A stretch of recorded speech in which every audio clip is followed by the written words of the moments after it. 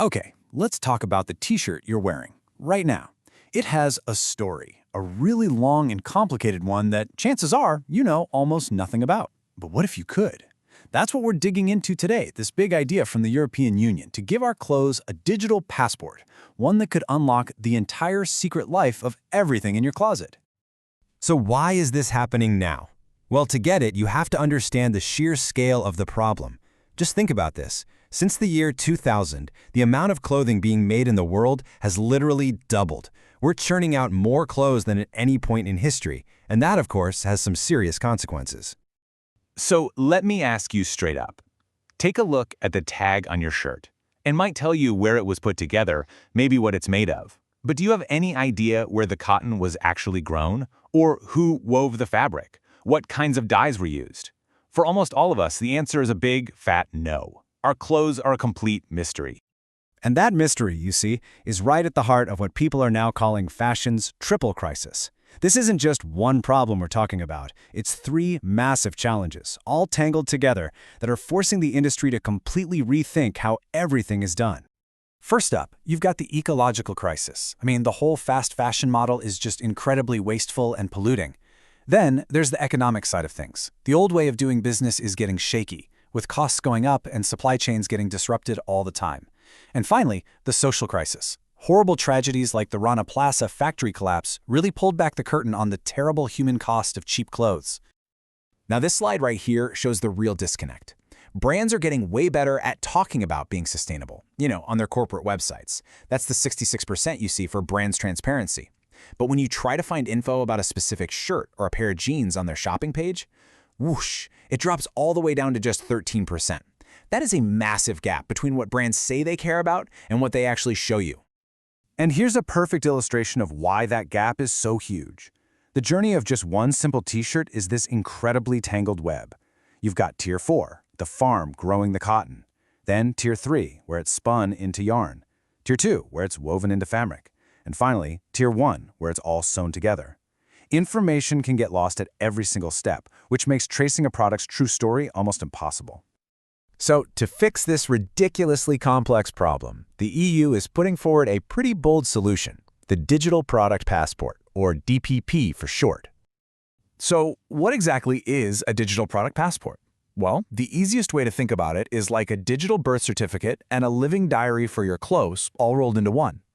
It links a unique ID, maybe a little QR code on the tag, to a whole treasure trove of data that follows that piece of clothing from the day it was conceived all the way to the day you're done with it.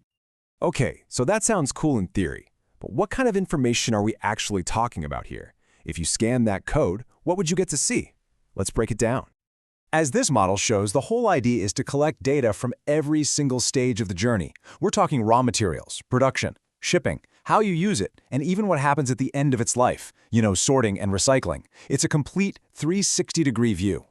For starters, you'd get the basic stuff about the product and its supply chain, but on a whole new level. It wouldn't just say 100% cotton. It would tell you if it's organic, if it's recycled, even the specific dye processes used. It would list the names of the companies involved, from the farm right up to the factory. And here's the really important part. It would give you info on how to make it last, like repair advice or where to send it back when you're done. And then there's the big picture impact data. This is where you get to see its environmental footprint, using standard metrics for things like carbon and water use. It could even include social info from factory audits, details on any hazardous chemicals, and links to actual verifiable certifications. So when a brand claims something is organic, it's not just a word on a tag. You can see the proof. But of course, there have to be some boundaries. A big survey of industry insiders showed that pretty much everyone agreed on including supply chain data and recycling info. That's a big yes. But there was a hard no on revealing super sensitive stuff, like how much it costs to make, or any private data that could identify individual customers. So it's all about accountability, not spilling trade secrets. So, this all sounds incredibly ambitious, right? You're probably thinking, how in the world could they actually pull something this massive off? Well, it turns out there's a pretty clear step-by-step plan.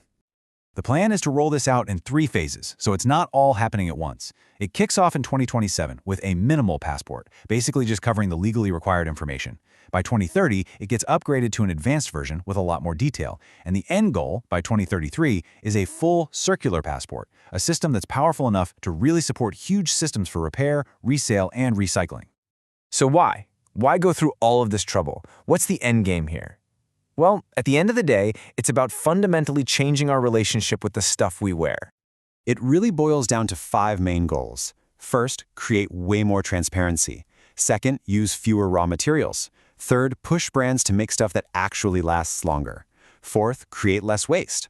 And fifth, and this one is a really big deal, change the game so that brands compete on quality and sustainability, not just on who can be the fastest and the cheapest. And this quote from the report just sums it all up perfectly. The whole point of the DPP is to fill that gap we saw earlier on the bar chart. It's about moving past vague promises from a brand and giving us cold, hard, verifiable facts about the actual product right there in our hands. I mean, this whole thing has the potential to shake up an entire global industry, giving real power to everyone, from the designers to the recyclers, and especially to you, the person buying the clothes. So the real question isn't just about policy. It's about our own closets. Will a digital passport finally rewrite the story of your clothes? And maybe, just maybe, will it change the story you choose to wear?